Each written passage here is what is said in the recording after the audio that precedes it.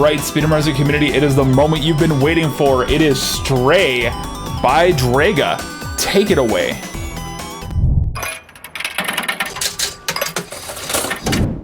Okay, hi everybody, I am Draiga. This is Stray, submitted by Surprise Pika. It is a game about a cat. It's everybody's favourite cat game, perhaps the only cat game. This is going to be any percent on the PC. Let's get started.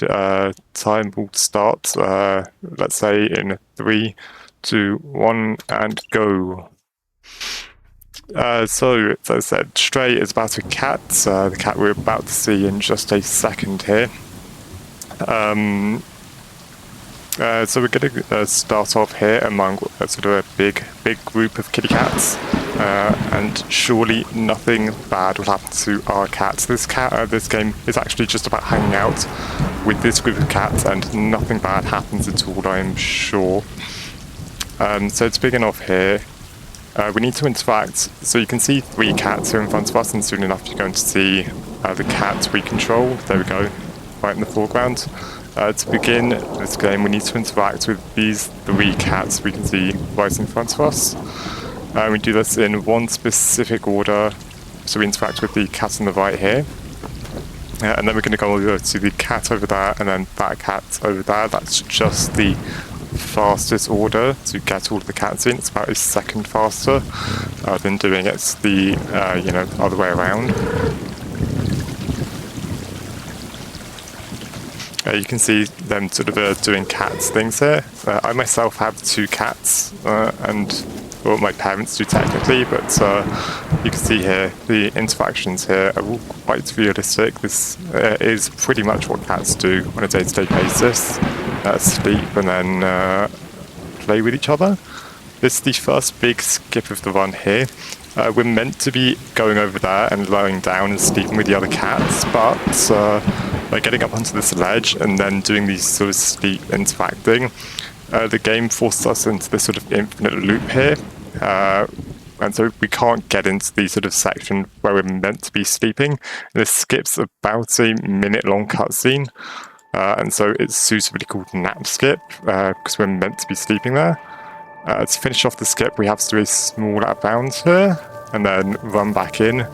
Otherwise we'd be stuck up in the section forever. You can see here the cats here, they're all waiting for us to get to the trigger so they can continue the section, but we skip that.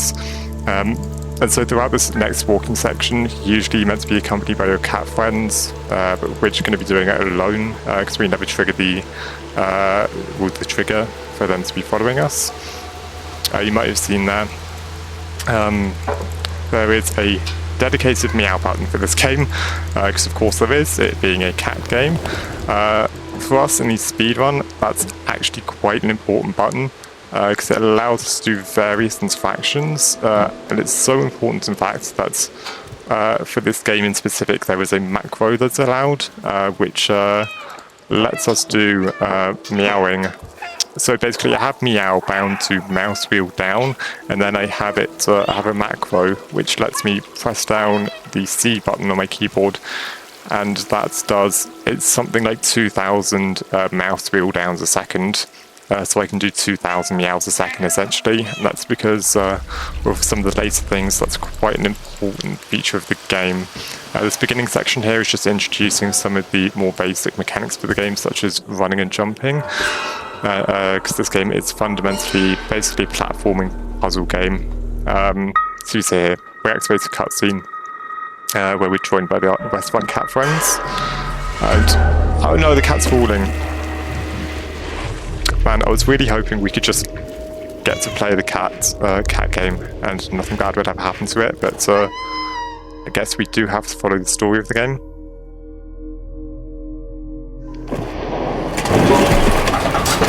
So yeah, very unfortunately, the cat falls down, and this is where we sort of get into the main proper area of the game, which is the city. So the story of this game is basically this is a few hundred years, set place a few hundred years from current times, and it takes place in a world where a bacteria formed, or some sort of plague formed, that forced all humans to live underground. and will eventually the bacteria or plague, whatever it is, killed off all the humans. So unfortunately, in this world, human civilization is over, but cats continue to live on. So this is the main sort of area of the game, which is the city that the humans built as a sort of last-ditch effort to attempt to escape the plague. Nowadays, it's only filled by these human-like robots, which we're going to see in a second. Those things running across the ground are Zergs, and that's basically it's not the plague itself, it's a grown-up version of a bacteria that the humans made as an attempt to fight off the plague. And so those are called Zergs, they're a grown-up version of that bacteria, and act as the main enemy of the game. So yeah. So we've fallen down into the what's just called the Dead City, and the main objective of the game is now to find a way out of here. You can see here, up here, if you look up, those are not the stars up there. This is meant to be a big sort of plot reveal later on, but you can see here, those are not stars, those are actually just lights on the ceiling, because this is just one huge city trapped underground. So we have some more running and jumping here. This game's fairly sort of set out in its path. You can't deviate from it much. A lot of the time saving this game just comes from cutting like corners more optimally, making jumps earlier, that sort of thing, and not jumping down when you don't need to, like that. There's going to be a slightly small skip here. It saves about 2 seconds. It's called the paint can skip, which is by getting into the corner of the paint can and interacting with it enough, you get pushed off the edge, and it lets you jump into this hole early instead of having to like platform your way down.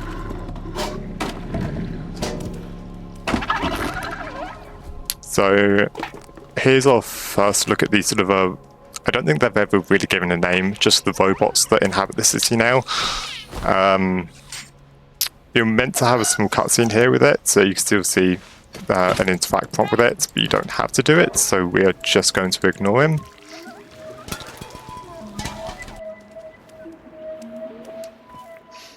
And this is the first of several chase sequences throughout the game.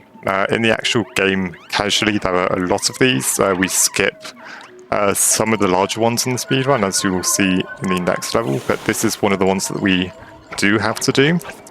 And this is where the meow button really comes into play, because when these Zergs jump onto you, you need to sort of shake them off, otherwise they will kill you. And the button to shake them off is the meow button. And so, just so that we can run through here without having to worry about them at all, I'm just constantly holding down my C button, which activates via the macro. It activates my mouse wheel down button about 2,000 times a second, so that I can just instantly shake off any Zergs that happen to jump onto me, so they don't get slowed down as stalled here.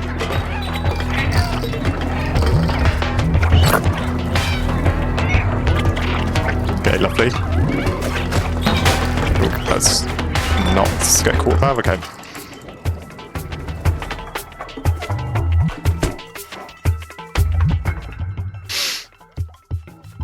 Okay, so we have some more platforming coming up. This next section can be kind of annoying. You can never, so you can see here there's sort of a large pit below me. You can never fall down properly, but as you saw right there, what you can do is if you jump a sort of odd angle, you can get a slower climbing up animation, which loses about 1.5 seconds each time you do it. For some reason that can be only be activated in particular areas, such as that small section up there, so you have to be careful with your jumps, because if you get that sort of slow climbing up animation for each jump, that's about 6 or 7 seconds lost throughout that entire section. You saw me go into a barrel there and move it. That's part of the puzzle aspect, so that's a recurring element throughout the game. Again, we're only going to be seeing it, I think, only once more in the game, but casually it shows up a few more times. So just more platforming up here.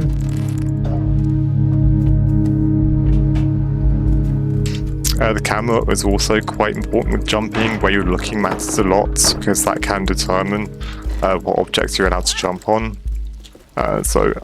Such as here, I'm going to be angling my camera straight down, and let's jump onto the floor instead of onto the railing there, because that's slightly quicker.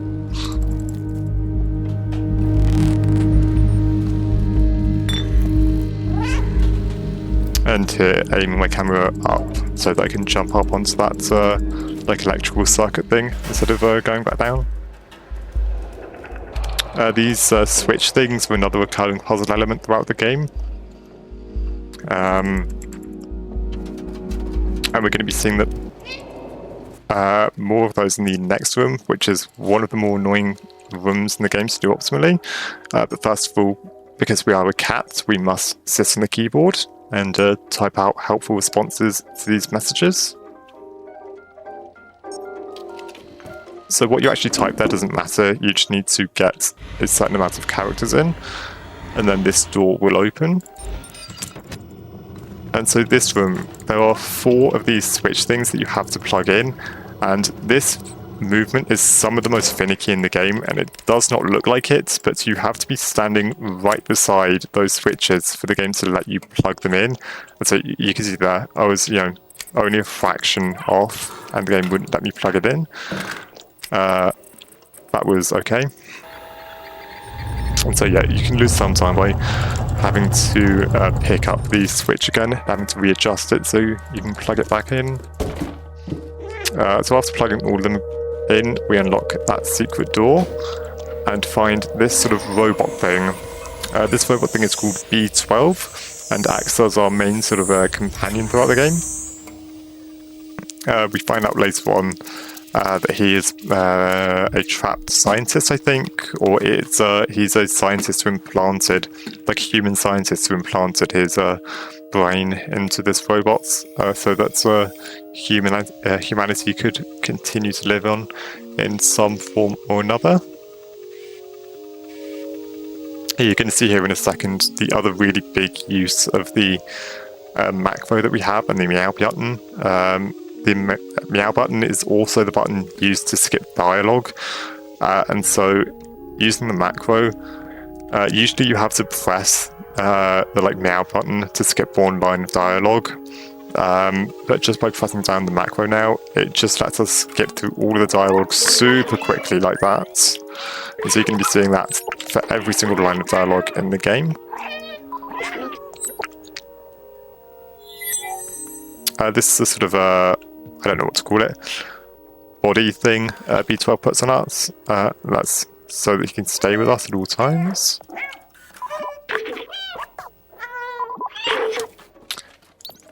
And then here, there's meant to be a small puzzle here to figure out the code for this door, but the code doesn't change from game to game, so we can just put it in without having to do the puzzle at all. And then the most important thing in the entire run, this button, this bucket ride, you can spin around with in it, and you must go as quickly as possible, otherwise your run is invalid. Not really, but still, you must go around and bucket fast. Okay, so the other big use of B12 is that he lets us open up a help menu. And when I opened up the help menu there, it doesn't look like it did anything. Opening up the help menu whilst you're moving carries forward your momentum for a little bit. And so you can use that at a few points throughout the run to skip cutscenes. And so when I first opened it up there, that actually skipped a cutscene. It saves about 15 seconds.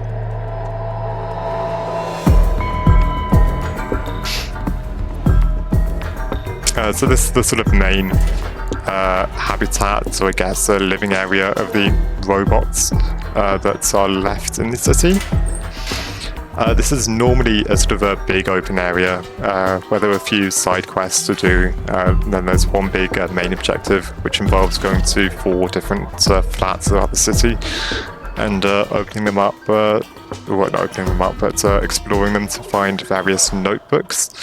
We're going to be doing by far the largest skip in the run here. We're going to be skipping not just this level, but a couple of levels after this, just by doing one skip. But first of all, we need to interact with this character whose name I'm forgetting right now, but they're the leader of the robots that are left, so we're going to be interacting with them. And then, quite importantly, I need to change my FPS to 30 here. That is for the skip coming up, because it is only possible on 30 FPS.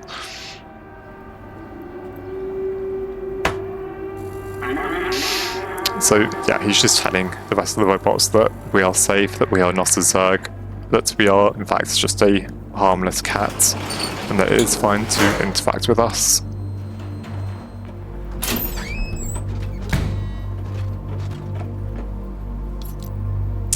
During the cutscene skip, normally during the cutscene, you pick up a postcard, or B12 picks up a postcard.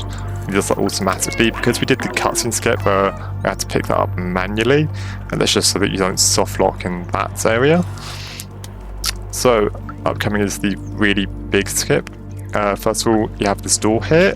By interacting with it twice, you can just clip through it to get into this area a little bit early. I need to restart the checkpoint for the setup for the skip. And then I'm going to jump up onto the shelf, move along it, then hopefully get one small step like that. Look this way, aim right there, and then jump off the bed and clip through the wall while flying, and start doing some platforming onto here. So this skip is called sleep paralysis, because if you mess it up, what can happen is that you get paralyzed in the bed, hence sleep paralysis.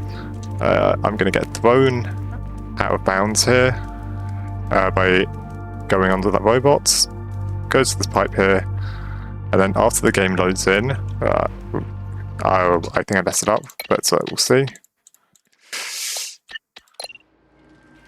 No, we're good, okay. Land onto there.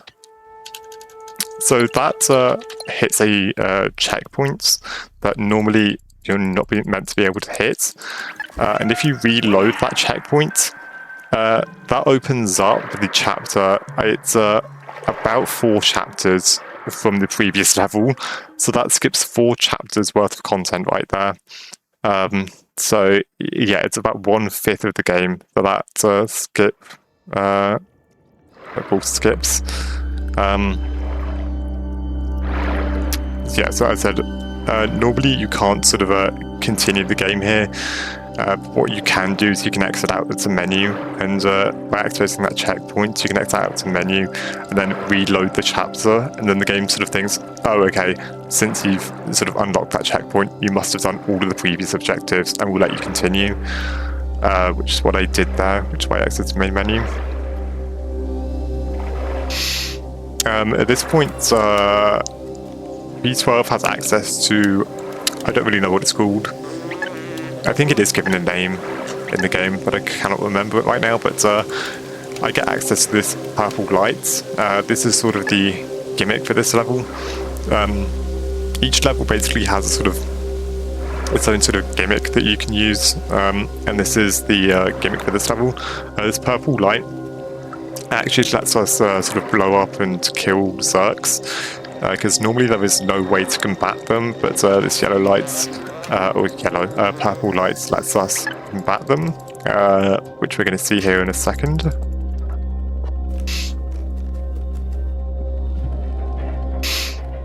So I'm going to activate the switch so that that rafter one can continue, and you can see here, using the purple light, we can kill the Zergs.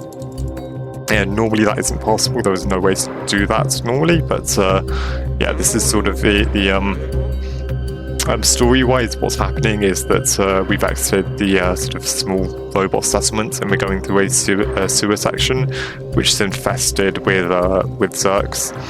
And so part of the sort of previous objectives that we skip is finding this this weapon so that we can safely get through the sewers. And that's why we have access to it. And that's, yeah, this sort of sewer section is sort of, I guess, the sort of combat gimmick section of the game, where it's all about evading and fighting the Zerks. Yeah, so on our way to Midtown, and that's in the hopes of finding a working train to access a control room to get us, or to open up the city so that we can escape it. As I said, we skip a whole lot of context for that in the speedrun, because we skip, yeah, we go directly from the previous sort of robot settlement straight to Midtown. And we miss a whole lot of the story context. Just have a nice little boat ride here. This is a nice bit of downtime in the run.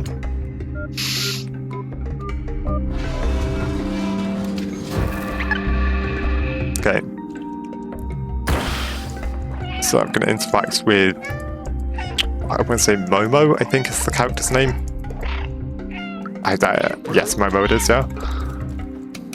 And then this level has quite another. It's not as big as sleep paralysis, but it has another skip in it that's quite important to get. But is unfortunately quite inconsistent. It's called Water Run. Because after this section, we're going to be entering a big room with water in it, suitably called the Water Room.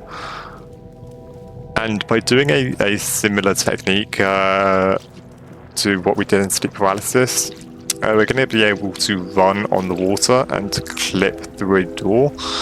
But what can happen is that during the setup for the water run, you can get stuck onto a pipe, and that's, I mean, we can see if it happens here, hopefully it doesn't, but you're then just stuck on the pipe and you're just unable to move.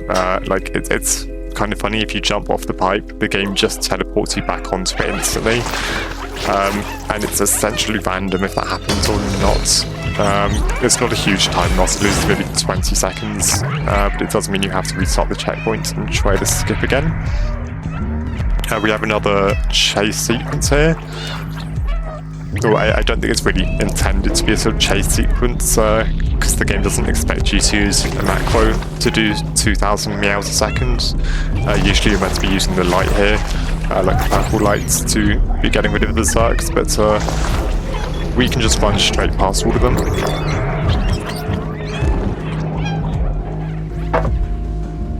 We have time. So here is the water room. It's time to be setting up for water run. So I'll get onto this pipe here, and then I'll do a setup for it. Get my feet into a particular position, jump onto the barrel, look in a particular spot, and then hopefully, lovely. Okay, so that was the first try water run. What can happen, as I said, is you can just get stuck on that barrel forever, and the game will never let you leave it, and you have to restart the checkpoint if that happens. Thankfully, this game, in this case, the game let us off the barrel, so we can continue first try. So yeah, so we can see here, we've now glitched the game where we can now sort of run in the water, run on air. And taking that particular route skips a cutscene, about a 40-second cutscene, which is the main time save for this, where we lose B12. Or it's sort of like the Zerks get B12 and break him. A fun consequence of that is, because we never saw that cutscene, we still have full access to B12 in this section, and we can still use the purple light. It's not much use, because this section was obviously designed for you to be able to do it without B12, but in this little bit here, it can be useful. Get rid of those Zerks. Let me know when I have time for a quick interjection. You can do it now. Yeah, so just wanted to let everybody know we do have one last poll open for the remainder of the marathon. That is the Crash Team Racing Choose the Character poll. That is between Coco and Engine. So if you want to get your donations in for that, please, !donate. And that'll be the last poll of the marathon. Back to you. Awesome. So yeah, so that's when the game gives us access back to B12 normally. Because we skipped the previous one, we've actually glitched B12 again now, so that we don't have access to him when we should have access to him now. And so once we activate this checkpoint, I'm going to exit to the main menu again, and again reload the chapter here. And so the game now gives us access back to B12 where we should have access to him. I'm going to do another cutscene skip there. So yeah. Again, it doesn't look like much. I opened up B12 there, and where are you? Where is the cat? Cat, please. It doesn't look like I did anything there. I opened up B12 as what? Cat, please. I would like you to jump up there, please. Yeah. Yeah. Okay, that's an example of what I mean when the camera angle you look at can be quite important for how the cat jumps, or yeah, how the cat jumps. Wait, oops, I soft locked the game. That's not good. Yeah, okay. So because we did all of that whole sort of shenanigans in the previous level, B12 can be kind of glitchy in this section. When you jump up onto the second floor there, you're meant to activate B12 again, which I did not do. That's okay, that should be good now. And you need to activate him there, because otherwise the game will not play this cutscene. And you need the game to play this cutscene in order to progress.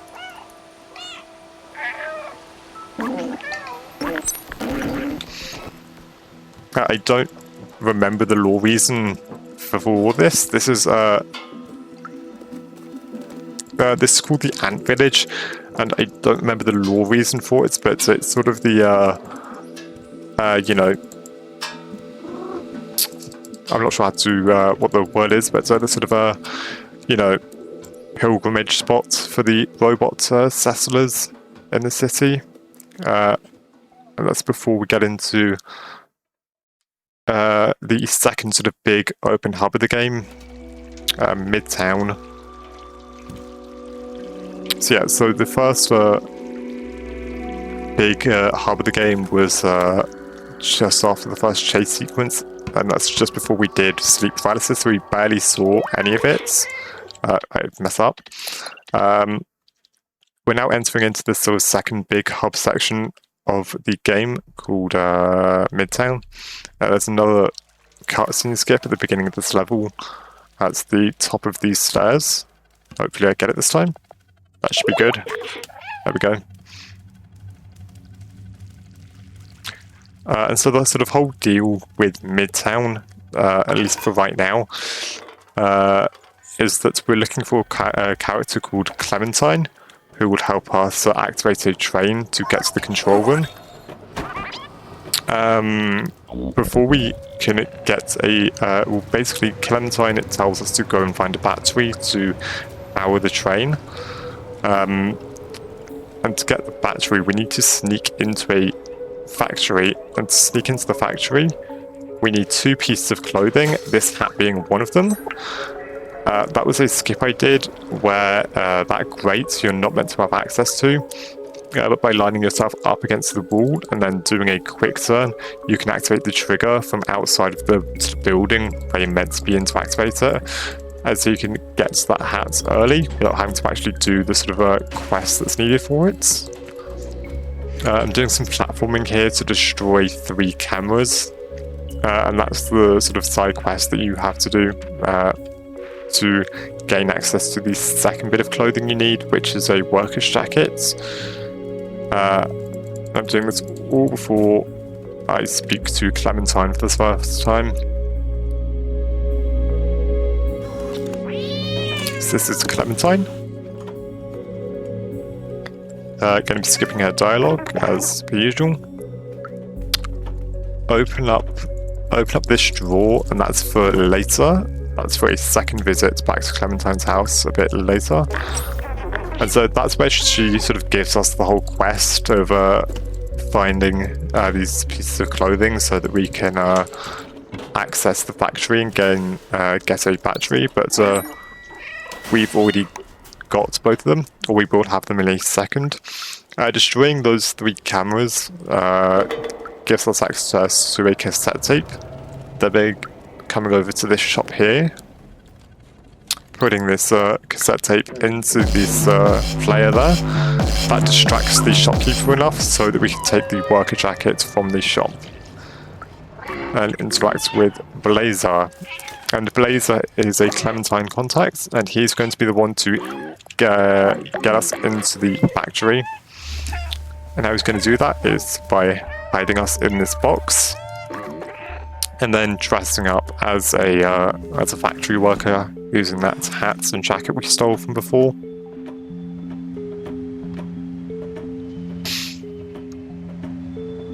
So yeah.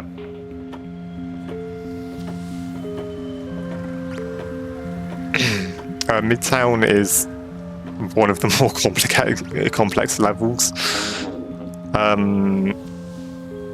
There's quite an important skip at the end of it, and there is, I'm going to be doing a save version that's about 15 seconds slower, but if you do the really fast YOLO version of it, the game soft locks, though it doesn't technically soft lock, but it loses you about 15 minutes, so I'm opting not to go for it here. I'm going to go for the safe version, which is completely free.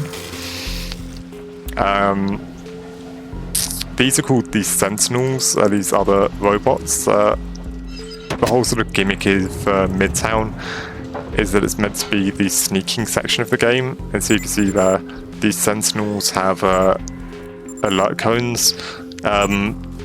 Thankfully, we really don't need to be worried about them at all, and you can just run by most of them. There's going to be one up here that actually sees us, or 2 in this case, that actually just fully see us. We're going to hide in this barrel, and we don't need to worry about them at all. Yeah, they're going to sort of look at the barrel, wonder where the cat's gone, but yeah, we don't need to worry about it. So up in there, up in this cylinder, is where the battery that we've been looking for is. So how we get access to it is by holding down 3 pressure plates at the same time. Or at least this is how you're meant to do it, is by holding down 3 pressure plates at the same time, using these sort of robots that will follow you. And usually you're meant to use this barrel to press down the 3rd one. Why is the robot not following me? You're meant to use the barrel to hold down that one, and then bring this one over here. Thankfully, you can just run up to the battery and grab it before it's sort of lowered all the way up, and so that just skips having to bring the barrel down all the way.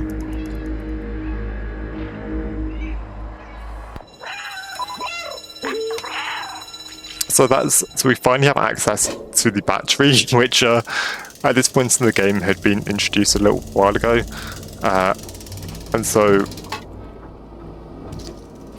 in terms of story, we're now going back to Clementine to hopefully get it into a train that will take us to the control room. Except we're going to soon enough find that Clementine's sort of territory has been taken over by Sentinels who are all looking out for her. Again, we're just going to be running past all the Sentinels. They can shoot you, but they never do, basically, in the route that we're taking. Run back to Clementine's house. And so at this point, Clementine is missing. And so there were 4 clues hidden around our house that we need to find. So there's clue number 1. There's clue number 2. We make use of that drawer we pulled out before. Jump up here. There's clue number 3, and then clue number 4 is in this room over here. So basically that says that Clementine has, also this is clue number 4, and basically all of those say that Clementine has gone off to the club in hopes of evading the sentinels all around her house.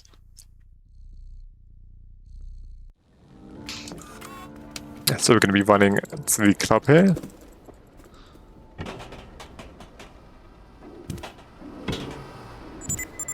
Again, you can get seen by the sentinels here, and it does not matter, they lose interest in you really quickly. So normally there'd be another sequence here in the club where you have to go around and do various things to find Clementine. If we just get up onto this window, go over here, you can see here the game wants us to jump into there to get into the club, but you can actually jump off on the other side here. And that activates the next thing, and so this deloads a huge amount of the level here. And by then running up against this wall, you can fall down here and get into the next section of the game a bit early without having to do any of the club night section or nightclub section.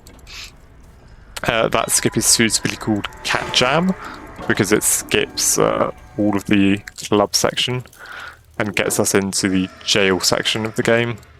So yeah, so normally you're meant to be ambushed in the club and then taken to jail before you can put the battery into the train. But we still have to go to the jail section, but we gain access to it early. So you see here Clementine has now been put in jail. Like she was found by the sentinels, and then they put her into jail. And the club was just a way to draw us, just to get our attention and get us there.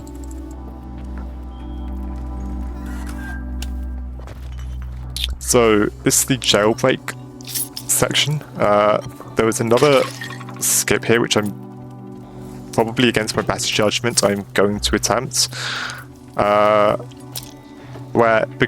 So during the cutscene where we're taken to jail, normally B12 is taken away from you.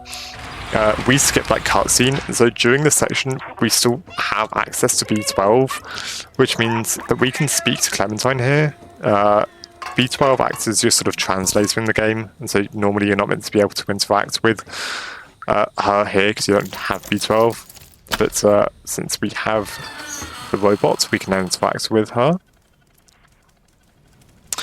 And so what that does for right now is that it makes her walk here, where it activates her walking animation a few seconds earlier, I think about 5 seconds earlier or something.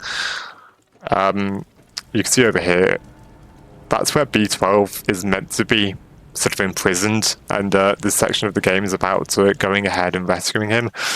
Obviously doesn't make much sense for us because we already have access to B12, but the game still makes us go through the sort of rescue section anyway in order to progress.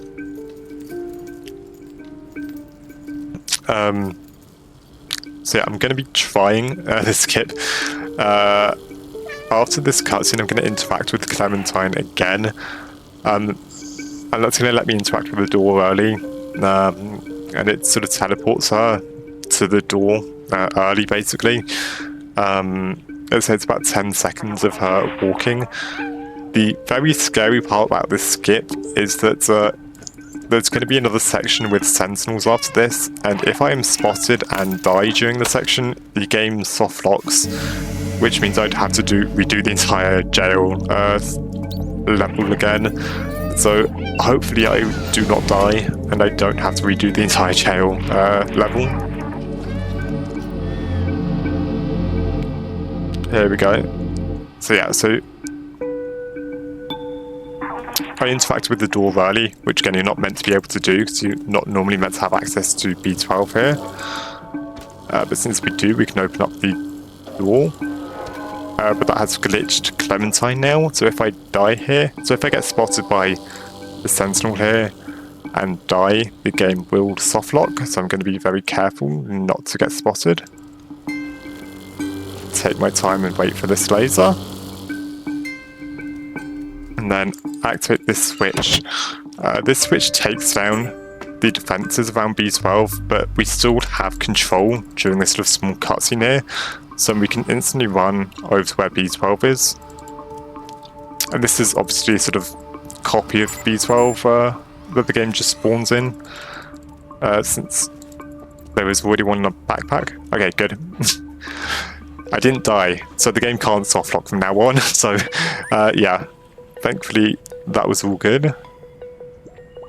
So yeah, so this is the point where you rescue B12, and this is normally the point where you would open up the door normally. I did that early, and so I am going to have to reload checkpoint here to get Clementine out of her glitch state.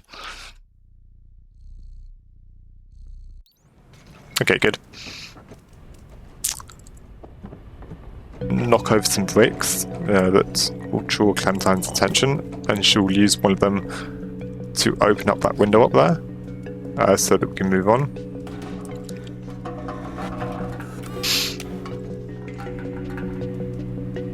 If you have B12's light out here,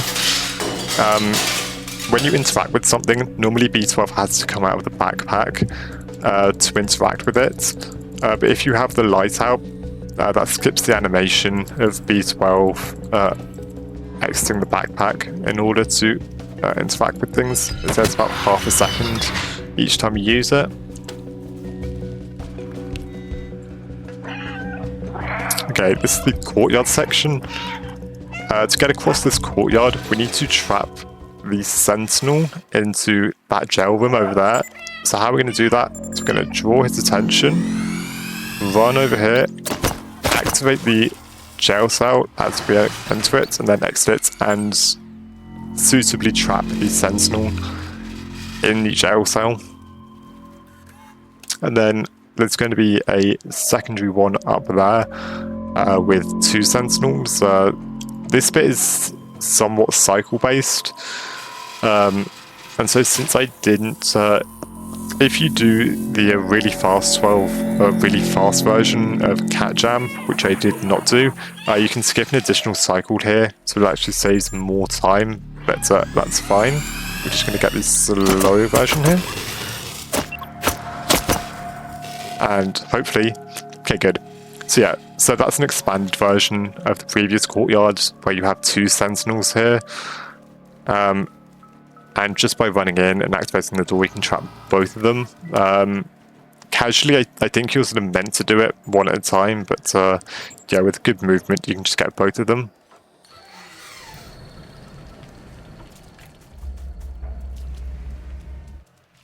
So activate this lever.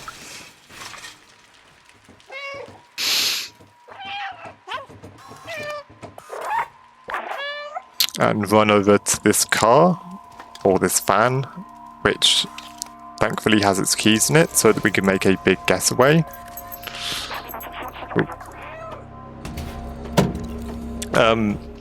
So in the next section, there's going to be a sort of big getaway thing where Clementine is going to be sort of dramatically driving away from us, and we have to run to catch up with her. If you manage to get catch up with her before she exits a tunnel, which we're about to open, that tunnel, it skips part of a cutscene. And during my casual playthrough of this game that I did, I actually managed to hit this skip without realizing that it was a skip, where with good enough movement, let's see, you can jump onto the back of the van before I actually enter the tunnel like that. Yeah, and it just skips past this cutscene that's meant to play. Because normally it's meant to be much more dramatic with all of the sort of sentinels and such chasing you before you, just manage to get onto the back of the car right at the end. But yeah, you can get onto it quite early, and it skips that whole sort of sequence. Yeah, I managed to skip the entire sequence in my casual playthrough because I just ran straight towards the van and jumped onto it early. Okay, Clementine gives us the battery and keys for the train. You remember the battery? It's been part of the game for a while now. We're finally going to get to use it to power up a train and get out of the sort of populated part of the city into the nice clean control room. So that's the train that we're going to be using to get out of here, but we first of all have to come down here and put the battery in, which is going to power up the train.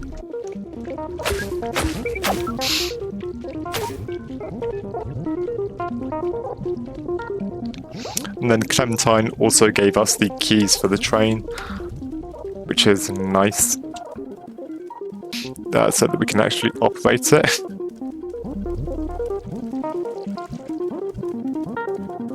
Activate train, okay. So this is going to take us into the final area of the game, which is the control room.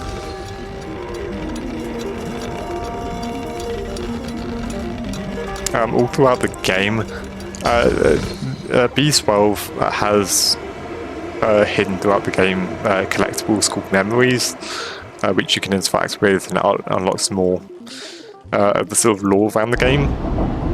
And so there were a few of them, I don't know how many, a few of them that are mandatory in the game.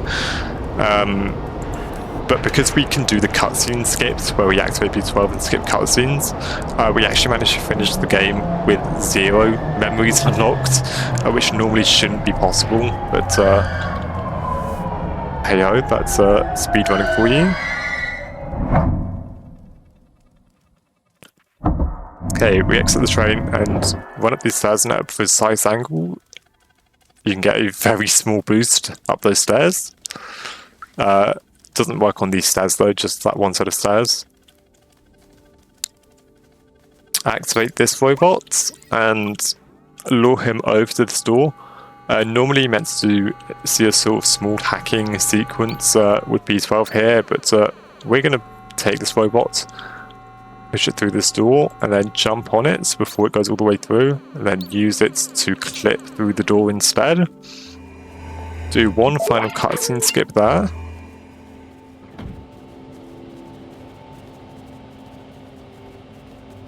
And then activate this terminal.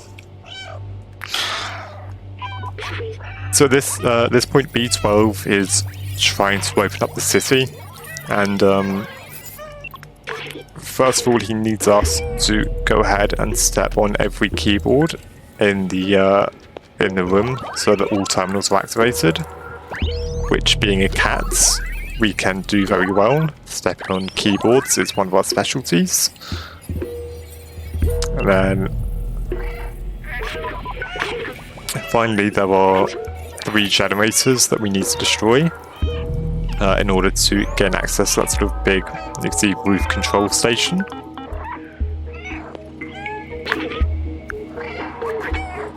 So this is terminal number 1. We're not actually going to be activating it right now. We're going to be destroying some of the wiring. And then you can see here, we get the prompt to hack it. We don't want to do that right now because we want to activate this one first. And that's for a very small skip where we can skip past the cutscene. So we're going to destroy the wiring for this one. And then hack this one first. That is because we can stall the ending this dialogue here until we're close enough to this one, then run over there and hack this one during the cutscene of like this sort of intrusion alert thing happening. And that just skips a very small part of that cutscene. It's slightly faster than having to watch all of the hacking things play out. And then the final generator thing, I'm gonna hack.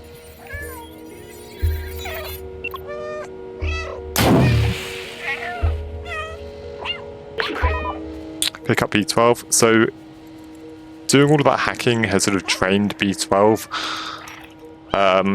which means we have to carry him over to the final roof control station for the final big dramatic hack, where we finally B12 manages to open up the city, open up the roof, and show us the outside world.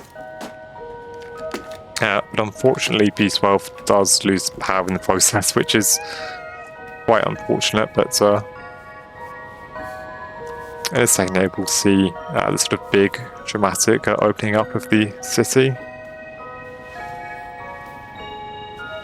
Yeah, very sad.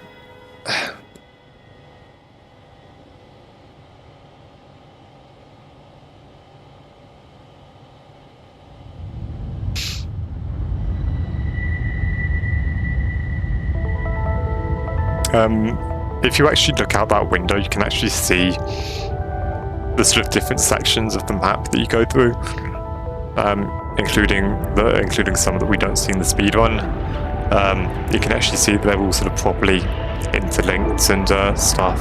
Like the developers actually thought all of that out, so that all of the map geometry makes sense. And so yeah, so daylight's finally hitting the city for the first time. Daylight kills Zerks for some reason, and so yeah, makes the city nice and safe again.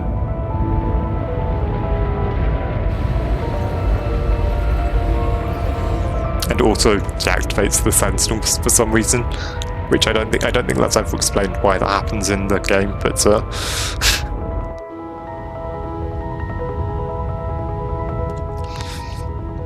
but of course it's time for the cat's big dramatic escape out of the city.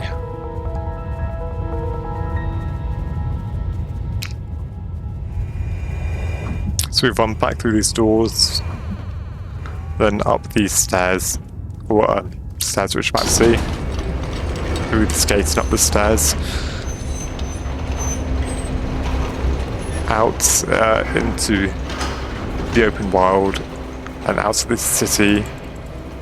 Time's going to end as soon as the cutscene starts here, just in about 15 seconds or so.